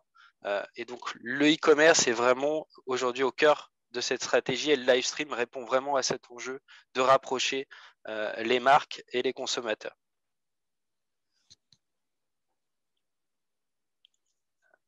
Sur la slide suivante, on va rentrer dans le détail des campagnes qu'on a pu mener avec Mattel sur l'année, manager et de façon très compétente par les équipes d'Artefact. Maïana, je te laisse la main si tu veux introduire le sujet. Oui, bien sûr. On peut peut-être passer directement à la slide suivante. Voilà, pour redonner un petit peu l'objectif du partenariat qu'on mène avec Cdiscount Advertising depuis déjà un certain temps. L'objectif en fait de notre partenariat, il est très simple. Du coup, c'était ce qui était dit tout à l'heure. En fait, il est très business. En fait, il est tout simplement de vendre nos produits. Voilà, aujourd'hui, Cdiscount est un client privilégié pour Mattel. Donc voilà, l'idée, c'est collectivement, on a un intérêt commun de vendre plus. Donc, comment on essaie d'adresser cet objectif? C'est d'augmenter le trafic et la conversion sur nos pages produits chez Cdiscount. Donc là, on parle des produits Barbie, mais en fait, on mène des campagnes en fait, sur l'intégralité de nos marques. Donc, générer du trafic aujourd'hui sur un site e-retailer et sur Cdiscount, on peut le faire de plein de manières différentes et on le fait de plein de manières différentes. On a nos plans médias à nous. On parlait tout à l'heure de programmatique avec du live ramp, de social, des choses comme ça. Donc, c'est des choses qu'on fait. Mais là, en fait, l'idée avec Cdiscount Advertising, c'est vraiment de s'appuyer sur les plateformes et la data shopper de Cdiscount parce que, on en a déjà parlé tout à l'heure, on sait que c'est une data qui est forcément très qualitative. Et puis surtout, nous, on est vraiment au plus proche en fait, de l'acte d'achat. Voilà, pour nos produits. Donc, alors, comment on travaille avec Cdiscount Advertising via notre agence Artefact? C'est un fil rouge annuel. Ça, c'est vraiment hyper important dans le sens où le marché du jouet, on en a un petit peu parlé, est quand même très saisonnalisé. Hein, je pense que vous l'imaginez tous, avec un gros pic des ventes au moment de Noël. Mais on a quand même les acheteurs toute l'année. Parce que bon, déjà on a des produits de puriculture ou des premiers âges qui sont un peu plus désaisonnalisés, mais aussi on a des anniversaires, des occasions de célébrer, de récompenser des enfants. Donc voilà, notre objectif c'est vraiment d'être là toute l'année, présent là où sont nos consommateurs quand ils sont en phase de recherche de jouets. Donc on travaille vraiment toute l'année avec évidemment des budgets en fait qui peuvent évoluer en fonction des pics de requêtes, de visites, etc. Et puis être en fil rouge annuel, ça permet aussi, on y viendra plus tard, forcément de favoriser l'optimisation de nos campagnes, de connaître mieux nos audiences, nos cibles, de tester en fait des choses. Et voilà, et ça fait sans doute la différence. En termes de stratégie, on est sur des stratégies à la fois offensives et défensives, c'est-à-dire qu'on essaye un peu d'adresser tout le monde. Défensive, c'est vraiment sur des gens qui sont déjà un peu acquis à la cause Mattel. Et notre idée, c'est d'être sûr en fait, qu'ils ne se perdent pas en chemin. Donc, quelqu'un qui est déjà en recherche, par exemple, d'une maison de Barbie, on peut être sûr qu'il achète bien une maison de Barbie. Et puis des stratégies, évidemment, offensives sont un peu plus larges. On va aller chercher des gens qui sont un peu plus indécis, qui naviguent, qui sont qui tapent des requêtes plus génériques sur idées cadeaux, ce genre de choses. Et le dernier point, évidemment, très important de notre partenariat, c'est la data. Voilà, on sait tous que la data, c'est extrêmement important. Nous, il se trouve que voilà, on a énormément de marques qui sont quand même différentes, qui s'adressent quand même à des publics très différents. Donc, l'idée, c'est de bâtir des segments personnalisés pour minimiser la déperdition et puis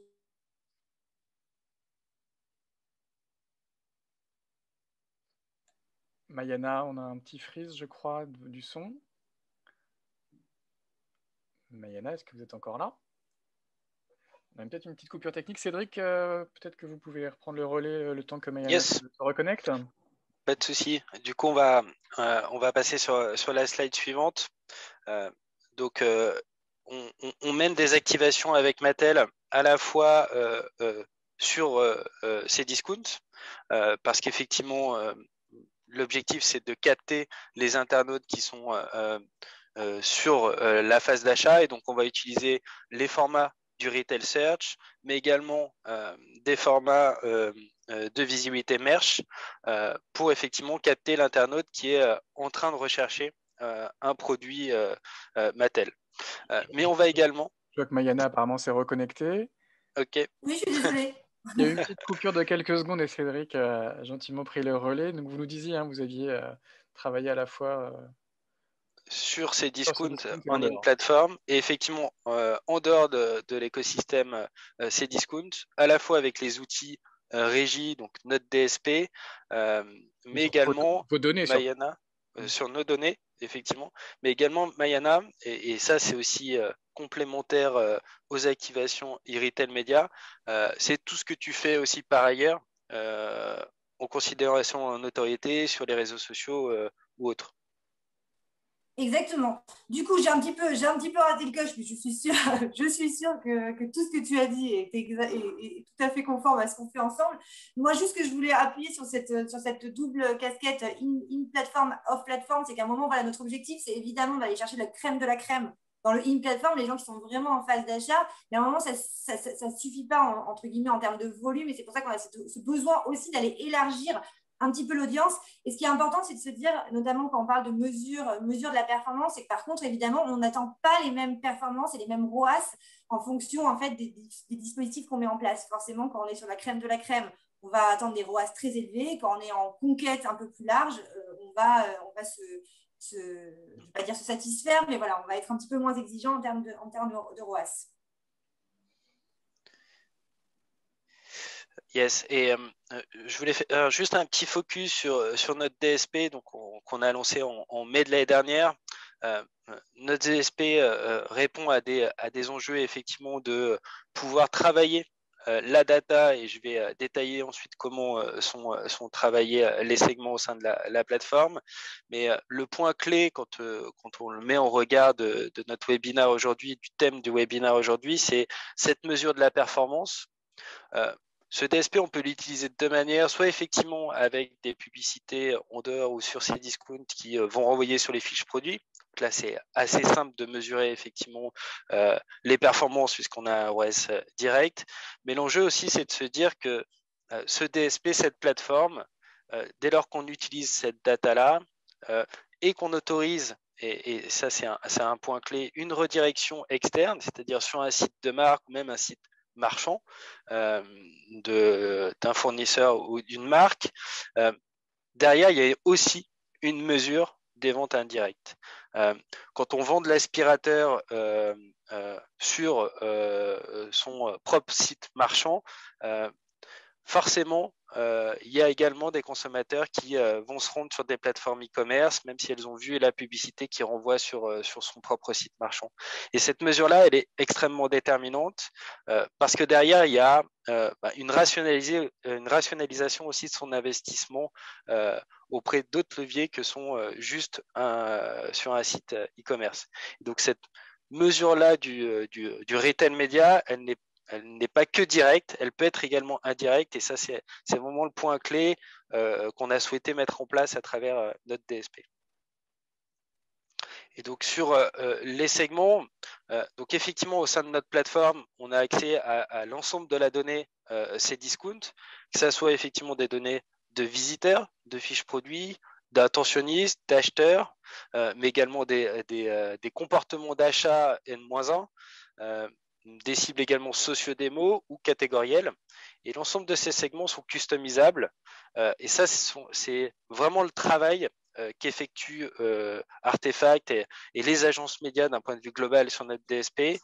C'est cette capacité, effectivement, de pouvoir jouer avec la data, de pouvoir effectivement travailler dans la granularité, sa performance. Et quand on a autant de marques au sein de Mattel et autant de cibles différentes, c'est extrêmement clé de vraiment travailler. Et ces segments-là et ces segments sont jamais définitifs, puisqu'effectivement, on a vu sur la campagne qu'au fil de l'eau, il y a eu des ajustements qui ont été faits au sein du DSP pour accéder à un maximum de performance derrière.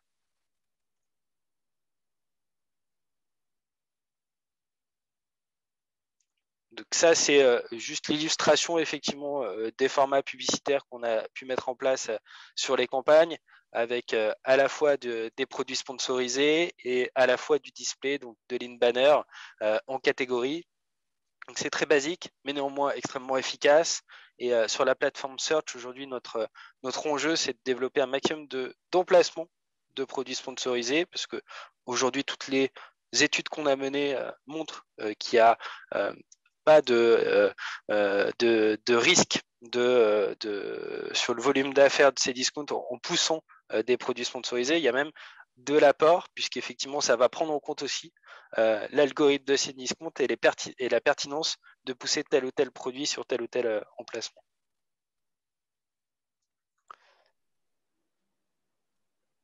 Sur l'optimisation, Maïana, tu souhaitais reprendre la main? Oui, on parlait rapidement. L'optimisation, évidemment, c'est clé, et je pense que c'est les clés de la réussite. Donc, on disait, nous, ça se passe du côté de notre agence Artefact, qui utilise du coup les plateformes Cdiscount en self-service. On en a parlé. L'idée, c'est vraiment d'optimiser de manière extrêmement régulière. Alors, nous, on le fait vraiment de manière quotidienne sur toute la partie search, de manière un peu moins régulière, mais 2 fois par semaine quand même sur la partie display. Et ça fait vraiment la différence, parce que voilà, on est capable de très rapidement en fait sortir les choses qui fonctionnent moins bien. Alors les dimensions d'optimisation, il y en a plein évidemment, comme vous l'imaginez. Donc tout ce qui est channel entre le search, le display, les plateformes, in platform, out platform, les ciblages, les keywords par exemple, tout le générique, le brand, etc. Voilà, on peut aller très loin en fait sur l'optimisation. Et puis voilà, forcément on fait tout ça sur la base de KPIs importants. Donc, il y a plein de KPIs qui rentrent en ligne de compte. Il y a les KPIs médias classiques, dont on a parlé, donc tout ce qui est impression CTR. Mais évidemment, comme on a notre objectif de vente, nous, ça va être surtout le ROAS. Alors, on veut voir les chiffres, Maïana, on veut voir les chiffres. On va voir les chiffres.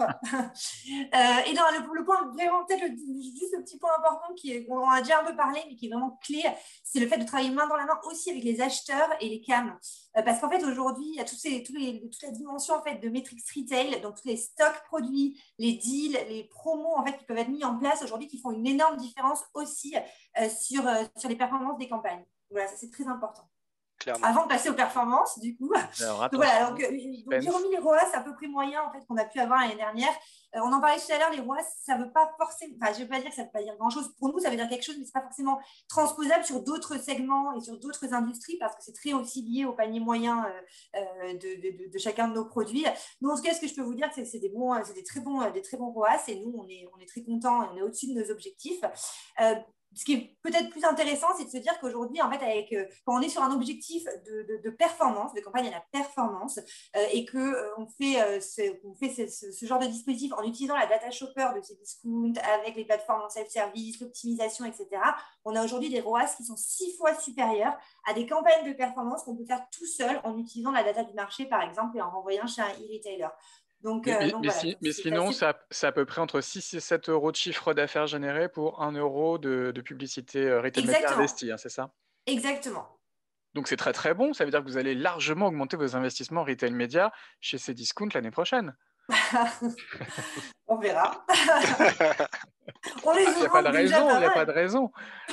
En tout cas, voilà, ça marche. On travaille quand même ensemble depuis 3 ans, donc je pense que si ça ne fonctionnait pas, on ne serait pas là. C'est bon signe. Mais en tout cas, non seulement ça marche, mais en plus, ça surperforme par rapport à des médias traditionnels. C'est ça qu'on doit retenir. Exactement. Et qu'on peut vraiment tout mesurer avec une très grande précision. Donc, c'est vraiment un média aujourd'hui opérationnel pour vous aider à vendre plus de produits. Très bien. Je vais vous demander peut-être à tous les deux un mot de conclusion. Voilà, on peut mesurer, on peut vendre. C'est formidable. Tout va bien. L'avenir tous les clignotants sont au vert pour ce format. Alors, Ouais, tout va bien, mais j'ai envie de dire, je pense que ça, il faut vraiment insister. C'est quand même un travail au quotidien. Enfin, moi, je remercie beaucoup mon agence média là-dessus, mais voilà, ça ne se fait pas non plus comme ça. C'est de l'optimisation, c'est vraiment beaucoup de travail. Et voilà, je pense que le côté fil rouge, optimisation, self-service, pour moi, c'est vraiment le trio gagnant. Et on remercie les équipes d'Artefact. Cédric, également un mot de conclusion? Un petit mot de conclusion, ravi effectivement d'avoir pu vous présenter ce cas-là. Effectivement, la performance est clé et le travail est extrêmement important de pouvoir le faire de façon quotidienne et ça, le marché le fait très bien, les agences le font très bien. Au-delà de ça, le retail média demain va effectivement prendre une nouvelle dimension poussée par effectivement l'impact que peut avoir la situation sanitaire sur la consommation online des Français et sur les offres du retail média, on l'a vu, ça sera résolument tourné vers le consommateur avec notamment le live shopping, le social shopper et des formats ça, qui sont proposés par Cdiscount. Exactement. Et ça, c'est clé pour le développement du business du retail média de demain, c'est de pouvoir se rapprocher de plus en plus du consommateur, ce qu'on a au final en magasin, et on va le faire en online. Très bien. Merci Cédric, merci Mayana pour ce témoignage. J'en profite pour rappeler qu'il y a une grosse réduction sur l'hélicoptère Barbie 2 places sur Cdiscount. Il est à 14,99 contre 29,99 habituellement. Donc c'est vraiment le moment d'en profiter. Et il est très joli. Ah oui, il est sublime, il est bleu et rose. on va conclure cette matinée, il est déjà 10h28 avec quelques mots de Vadim, une conclusion de Vadim. Vadim, tu es là? Oui, je suis bien là. Je vais essayer de le faire effectivement tenir en 2 minutes. Ça va être un peu sport, mais pour ceux qui peuvent rester un peu plus longtemps, voilà, j'aimerais revenir sur quelques questions et pour échanger, évidemment, si vous avez des questions, n'hésitez pas. En petit mot de la fin, rapidement, je m'étais noté donc 10 points clés à retenir de cette matinée. Premièrement, assez génériquement, le CA e-commerce en France, donc c'est plus de 112 milliards, donc avec une croissance à 2 chiffres depuis plusieurs années. Là, un chiffre l'an dernier, sans doute 2 l'an prochain. En gros, c'est de dire qu'il n'y a plus de débat aujourd'hui. Tous les internautes sont également des e-acheteurs pour la majorité, 88% je crois de mémoire. Donc évidemment, il y a un vrai vecteur de croissance sur l'e-commerce. En plus, le contexte accélère évidemment cette croissance-là. Donc évidemment, de plus en plus de sites marchands proposent des activations e-retail média. Et dans ces activations e-retail média, comme on a pu le voir dans toute la matinée, on a une partie d'extension d'audience, avec le cas de Shopper Factory notamment, mais plein d'autres. Et dans la cartographie, je vous invite évidemment, quand on la publiera, à bien la regarder parce qu'il y a plein d'activations d'extension d'audience avec plein de nouveaux retailers disponibles et toutes les activations dites on-site. On-site à la fois display, à la fois search, mais aussi tout ce qui est promotion qui arrive avec du promo gaming, avec du couponing, avec plein d'activations qui sont aussi à prendre en compte. La valeur ajoutée du retail média, on l'a dit, c'est d'être dans la capacité de mesurer les ventes, et ça c'est une première quand même dans l'histoire des marques qui sont distribuées, de pouvoir avoir cette capacité de mesurer leurs ventes à travers les retailers par lesquels elles sont distribuées. Un petit chiffre de Lorenz et de Publicis, du coup à 83%, l'objectif principal du retail média évidemment est fait pour vendre, mais on l'a vu, c'est pas que de la vente, donc évidemment c'est des activations dites plutôt bas de funnel et c'est pour ça qu'ils marchent aussi très bien, c'est qu'on prend le consommateur dans un moment d'acte d'achat, donc évidemment l'idée c'est de tirer la couette quand on est une marque sur ses produits versus ses concurrents, donc on est sur un bas de funnel, mais on peut également à travers l'extension d'audience aller chercher de la visibilité et plutôt du branding. On a 3 indicateurs de mesure, donc on l'a vu, il me semble que c'était toi Laurence qui a parlé effectivement donc du ROS et de la COS, qui est l'un et l'autre inversé, et du TACOS aussi qui est évidemment des indicateurs phares. Mais pour autant, cette mesure doit s'homogénéiser entre les différents acteurs parce que effectivement, j'ai entendu les choux et les carottes, c'est souvent le cas en fait quand on compare différentes mesures. Pour le moment, les méthodologies ne sont pas toujours les mêmes. Et ne sont surtout pas applicables selon les différents secteurs d'activité, selon les différents acteurs, parce qu'évidemment, il y a un prix moyen, il y a effectivement un usage de consommation selon les produits qui est différent, etc. Donc, il faut évidemment bien prendre en compte tous ces critères quand on fait des activations retail média. Des initiatives sont mises en place, on l'a vu avec le cas de Arik sur l'omnicommerce, donc on peut évidemment aujourd'hui commencer à mesurer à la fois du D2C et les ventes sur ces plateformes retail média. Des offres qui se plateformisent, on l'a vu avec Cdiscount, donc la plateforme Cdiscount est live et donc se met de plus en plus en place. Et donc, on a de plus en plus de self-service. Et les retail médias, aujourd'hui, c'est 86 millions, qui ne prend pas en compte pour répondre à la question de je ne sais plus qui ne prend plus en compte les négociations, évidemment, en direct entre les marques et les retailers. Pour finir, et je voudrais juste répondre quand même à la question d'Angéline qui nous dit que ce webinaire est passionnant. Donc, merci Angéline. Je ne sais pas si tu es encore là. Question générale, est-ce que le machine learning impacte les retail médias? Alors, pas encore tout à fait. On n'en est pas à ce niveau-là. Certaines solutions commencent à voir le jour, notamment de la retail tech, et ça rebondit sur les prochaines étapes du GT. C'est-à-dire qu'effectivement, il y a de la retail tech qui se positionne autour de cet écosystème e-retail média. Et donc, ça va être un des prochains projets de ce GT, ça va être de construire un panorama de la retail tech. Et une double question qui va répondre effectivement aussi là-dessus, de Nicolas, sur les recommandations pour mesurer précisément les ventes liées à la pub. Bah, idéalement, c'est sur la base de cookies avec de l'exposé et du non exposé. Cependant, évidemment, avec toutes les directives et les normes qui se passent en ce moment, bah, c'est plus compliqué de pouvoir mesurer effectivement l'impact des ventes à travers du cookie. Et c'est pour ça qu'on va mener aussi un projet d'impact sur le cookie-less sur le retail média pour voir à quel point toutes les directives et toutes les prises de décision des différents GAFA vont impacter effectivement cet écosystème du retail média. Et pour finir, un dernier point sur une étude de la mesure de la performance en retail média avec un gros focus en extension d'audience dans lequel on a plus de 240 campagnes qui ont été mesurées, étudiées et qu'on va pouvoir co-publier très prochainement sur la MMA.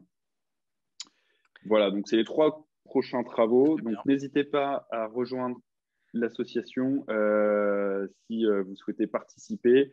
Vous retrouverez évidemment le replay de cette matinée sur la chaîne du marketing mobile donc de l'association. Prochain rendez-vous de la commission commerce, ce sera le 25 mai avec les interactions mobiles en point de vente.